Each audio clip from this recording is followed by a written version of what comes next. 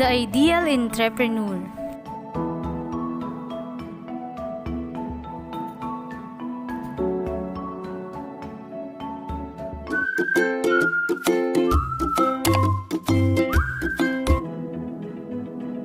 Content standard demonstrates knowledge and skills that will lead to one becoming an ideal entrepreneur.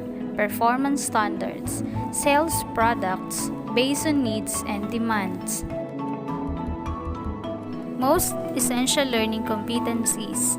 First, produces simple products. Second, buys and sells products based on needs. Third, sells products based on needs and demands in school and community.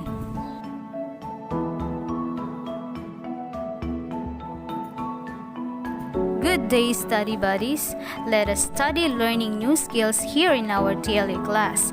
Before we start, can you name some of your favorite items like dress or shoes that you have recently bought? What brand are they? Can you now tell me the things that you dreamt of buying? Does it cost high price? Is the price reasonable for the product? In this lesson, we're going to learn about the skills of an ideal entrepreneur, where all the products that you mentioned a while ago came from. To know if we possess some of those skills, let's continue our lesson. In our everyday life, goods and services are an essential. For example, the groceries that we buy and services such as haircut are served to us by entrepreneurs. They are people who organize a business and takes risks in doing so. Anyone can be an entrepreneur, even a student like you. But first, they need to possess some of these characteristics to be an ideal one. Let us learn more about this while watching this video.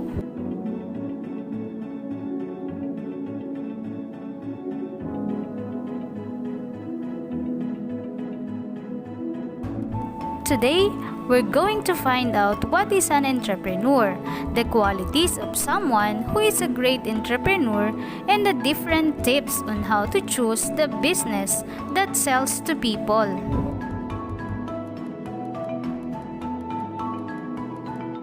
An entrepreneur is someone who is willing to put up the capital needed to set up a business, fully aware of the risks involved. It is he or she who plans, organizes, and manages the business, hires the people to help run it, and ensures that the products or services being offered is sold at a reasonable profit in order to earn. Let us take note of the word risk. An entrepreneur is someone who puts up a business without the assurance of great success but still pursues to do so because he or she believes that with great attitude, perseverance, and hard work, it will pay off.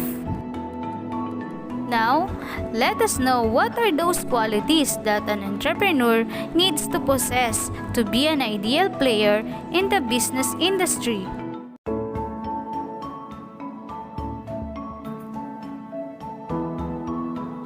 Ideal entrepreneur should be caring, industrious, innovative, honest, persistent, prudent, determined, helpful, faithful, organized, confident, strategist, with philosophy, knowledgeable, and risk taker.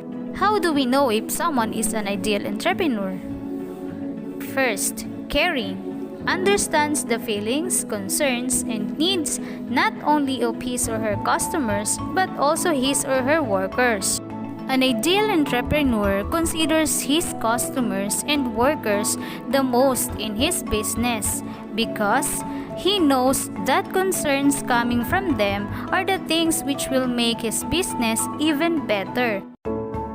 Industrious. Being industrious means doing things for the business improvement and not stopping to think of new ways to market and serve the public in the most convenient and smart ways. He should display this attitude most especially to his workers to create a very good work environment, so the workers are also inspired to do their job. Innovative.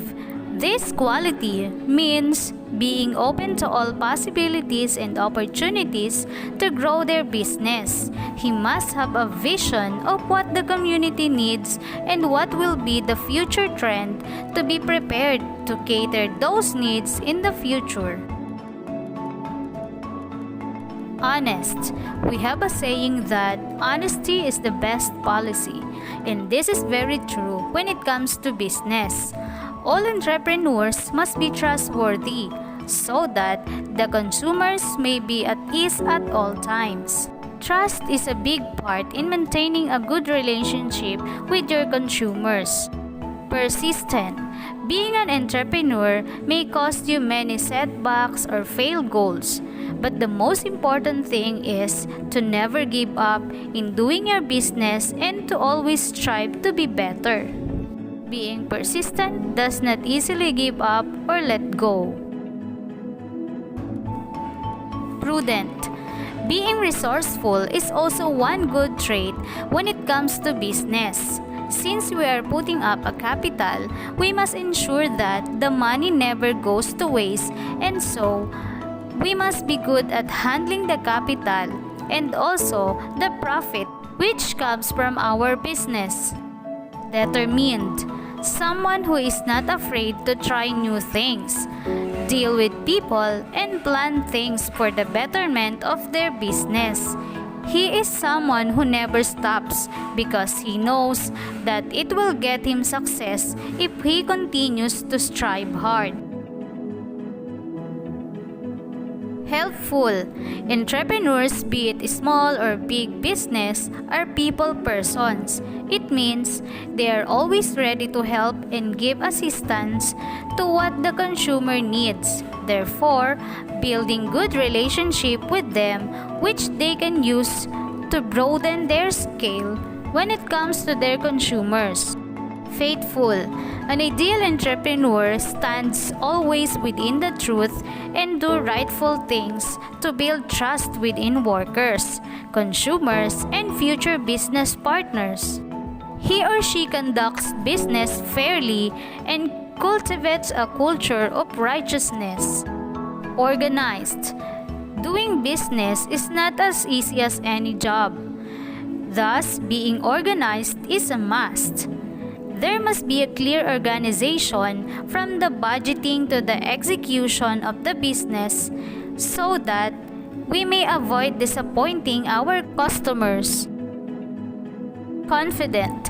An entrepreneur must be always ready to deal with people because it is believed that being confident in what you are doing gives people an impression that they are in the right hand.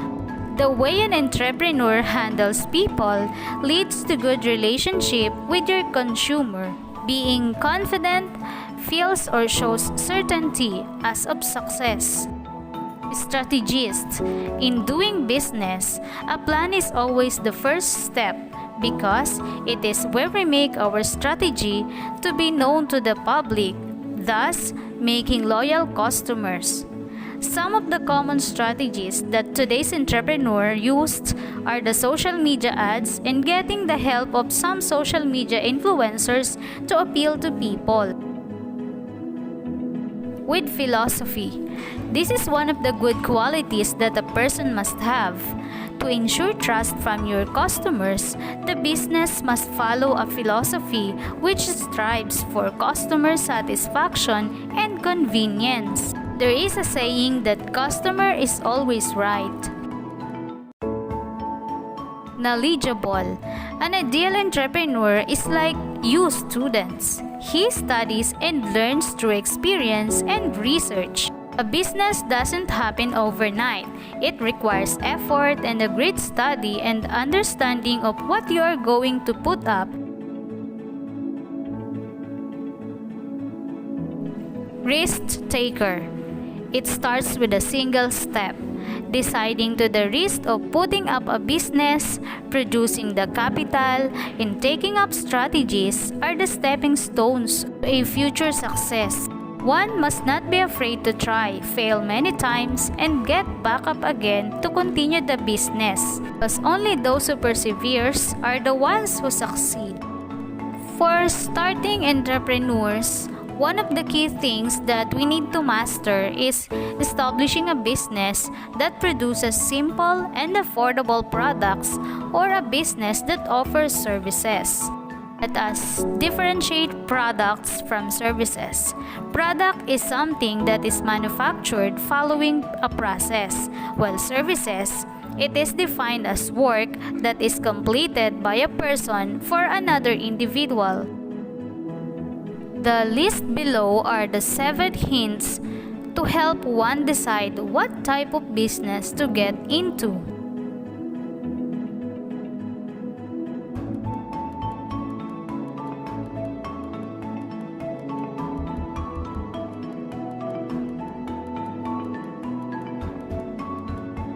These are the 4 things to remember when putting up a business.